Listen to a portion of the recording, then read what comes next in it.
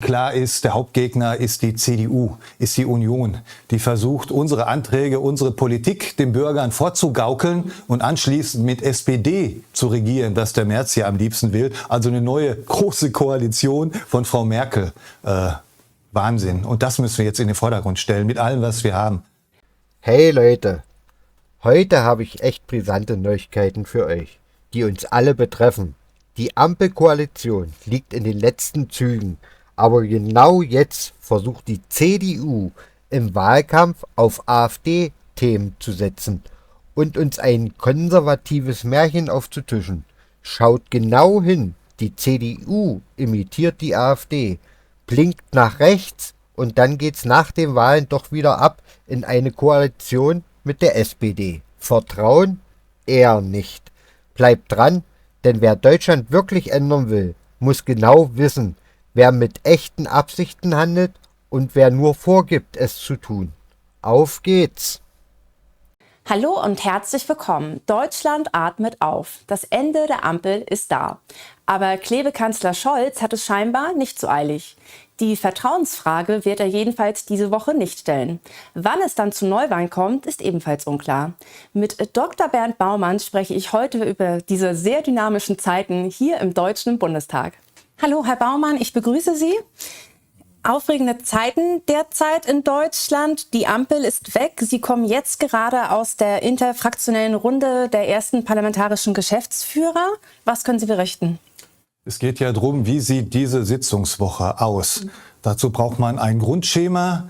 Opposition, Koalition, wer redet wann und wie und was. Die Koalition ist da zusammengebrochen, die FDP ist rausgebrochen. Jetzt haben wir ein neues Schema. Also die FDP kriegt jetzt Teile der alten Koalitionsslots, wo sie eigene Anträge aufsetzen kann. Sonst für uns ändert sich nicht viel, für die CDU auch nicht.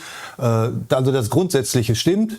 Jetzt ist morgen die Runde der ersten parlamentarischen Geschäftsführer, die immer dienstags ist, wo die konkrete Tagesordnung, also nicht nur das Grundschema, was jetzt neu zu vereinbaren war nach Zusammenbruch der COA, sondern was konkret jetzt diese Woche aufgesetzt wird und was nicht. Das wird dann morgen um 12:30 Uhr besprochen. Aber im Moment sieht es so aus, dass wir alle unsere Anträge stellen können. Noch tatsächlich. Irgendwann wird ja dann die Vertrauensfrage kommen. Wann glauben Sie, wird die kommen? Ja, da wird ja jetzt Druck gemacht auf den Kanzler. Man hat das gestern Abend gesehen, da hat er ja bei Mioska geredet. Und auch jetzt wird deutlich, dass der Druck größer wird, dass der Kanzler die Vertrauensfrage stellt und die Wahl etwas vorverlegt werden kann, was wir ja unterstützen. Ja, etwas vorverlegen, das ist das Thema. Da gibt es ja schon das nächste Durcheinander darüber, wann dann dieser Neuwahltermin dann wäre. Was glauben Sie? Also im Moment, ich glaube, dass es vorverlegt wird. Dann wäre das irgendwann Mitte, Ende Februar, also einen Monat vorverlegt.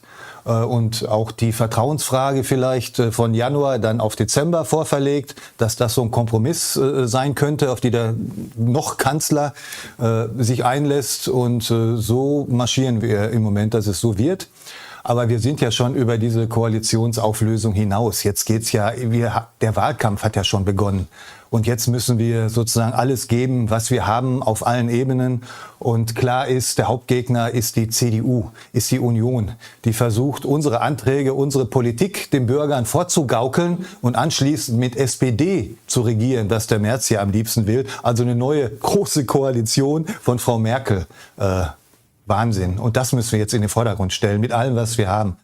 Merkels Politik unter der CDU war ja auch die Politik und die Jahre, die der Ampel den Weg geebnet haben, was die Ampel ja jetzt eigentlich zum Handeln bringen konnte. Was kommt denn jetzt nach der Ampel? Wie soll man sich das dann vorstellen? Denn die CDU, machen wir uns nichts vor, die wird höchstwahrscheinlich stärkste Kraft werden, wann auch immer diese Neuwahl ist. Was können wir da erwarten? Also es ist so, dass hier nicht nur eine Regierung zusammengebrochen ist, sondern hier ist viel mehr zusammengebrochen. Hier kommt eine Koalition, hier kommt eine ganze Epoche kommt hier zu Ende und nicht nur die Koalition. Das haben wir auch Trump, USA gesehen, Meloni, Italien, Wilders in Niederlande, Le Pen in Frankreich, in den nordischen Ländern. Hier kommt eine Epoche ans Ende und nicht nur eine Koalition in Deutschland. Das heißt, die linksgrüne Dominanz ist gebrochen. Die Grünen wären eine kleinere bis mittlere, sag ich mal, Sektierer, Ideologen, Hardcore-Partei bleiben. Aber dieser Höhenflug, den sie mal hatten, das ist vorbei. Und jetzt geht's um die Gegenbewegung. Und das Problem, das wir mit der CDU haben, ist, dass sie diese Gegenbewegung verlangsamt. CDU ist eine Machtmaschine, die nimmt jetzt die Trümmer auf, will irgendwie an die Macht kommen, nimmt die FDP, nimmt die SPD und sie ist wieder an der Macht, stellt den Kanzler und die Minister und die Staatssekretäre und was weiß ich, tausende Beamte und in den ganzen Ländern und im Bund und so. Und das geht auf Kosten Deutschlands. Das müssen wir verhindern, das müssen wir minimieren. Die Änderung kommt, Linksgrün ist am Ende, aber die Alternative ist nicht CDU. Und schon gar nicht CDU mit SPD oder Grünen.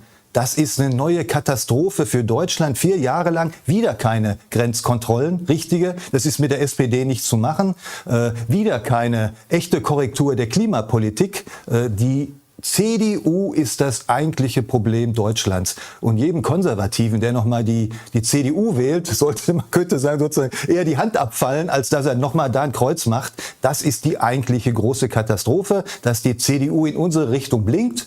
Wir machen Migrationsbegrenzung und wir machen wieder eine Wirtschaftspolitik ohne diesen Klimawahnsinn. Und sie macht es dann hinterher doch nicht, wenn sie an der Macht ist, eiskalt, wie sie das zu Merkels Zeiten auch gemacht hat. Und 3/4 der CDU sind noch die alten Merkel-Abgeordneten, die 2015 Hurra geschrien haben. Also das ist unser Hauptgegner im Wahlkampf und das ist auch der Hauptgegner jedes deutschen Patrioten.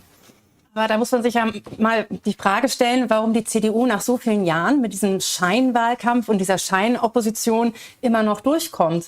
Warum kann die denn überhaupt noch stärker? Sehr gute Frage. Das ist die Schieflage dieser Republik, dass die Linksgrünen, Marsch von 1968, Rudi Dutschke, Marsch durch die Institution, alle entscheidenden Positionen besetzen. Das machen sie noch. In den Medien, ARD und ZDF, wer wird da abends eingeladen? Die Lindemännerts, die Freys, die Spahns, die Merzens, die dann erzählen, also liebe Landsleute, wir machen jetzt eine konservative Migrationspolitik. Diese ganzen Lügengeschichten, ARD, ZDF, Zeit, Spiegel, Süddeutsche, produzieren diesen Popanz CDU als konservative Erneuerer jetzt in gewisser Weise. Und das ist die Grundlüge der Republik.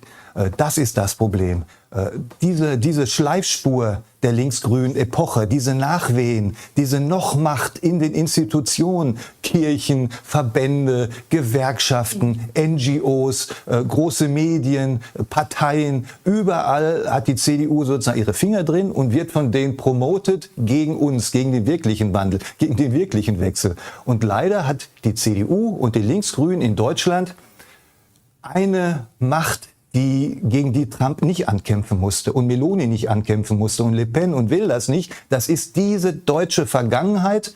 Die Linken haben abgewirtschaftet durch und durch. Der Marxismus ist durch, die Identitätspolitik ist durch, Genderei, die Leute wollen das nicht und auch die Klimapolitik, der Hype ist durch. Aber was die immer noch sagen, das sind Faschisten, Nazis und so. Und diese Keule gegen uns aus der Vergangenheit, da gefriert vielen Bürgern noch sozusagen das Herz und denken, ist das wirklich so? Und dann mit dieser Medienmacht, das heißt, wir haben es schwerer als Trump und als die anderen. Durch den schrecklichen Missbrauch, der vor nichts mehr zurückschreckt, diese Vergangenheit. Auch dagegen müssen wir anarbeiten, aber wir werden uns dagegen durchsetzen. Aber noch eine Antwort auf die Frage, warum ist diese Schleifspur, warum ist die CDU noch so stark? Genau aus diesen Gründen. A, die Diabolisierungsmacht ist stärker, Trump ist auch diabolisiert worden, aber bei uns haben die halt noch mehr Möglichkeiten und die Medienschleifspur, die sind halt noch an der Macht.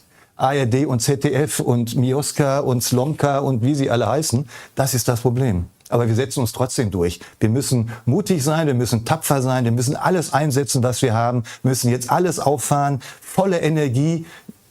Und dann erreichen wir, was wir nur erreichen können. Das ist ja, der Bürger ist ja wechselbereit.